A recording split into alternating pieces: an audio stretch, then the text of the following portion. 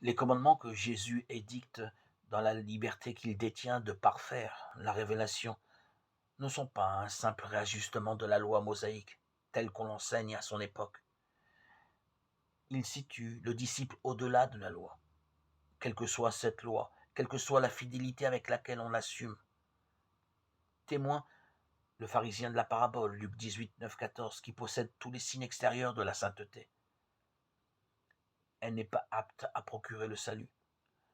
La loi laisse l'homme à ses propres forces et l'invite à mettre celle-ci en œuvre au maximum, moyennant quoi il a acquis son salut. Rien n'est plus contraire à l'esprit du discours. Il ne débute pas par il faut, mais par heureux. Et il importe de ne pas séparer les béatitudes du reste du discours.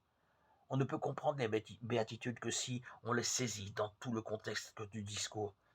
Inversement, le discours ne peut s'entendre qu'en gardant à la mémoire les béatitudes qui en constituent l'introduction.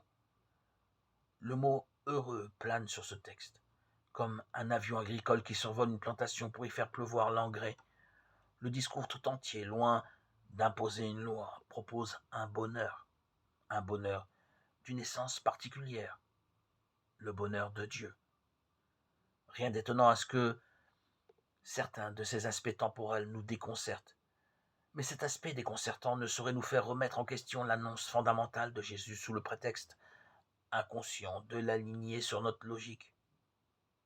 Il faut s'essayer à comprendre, non à interpréter.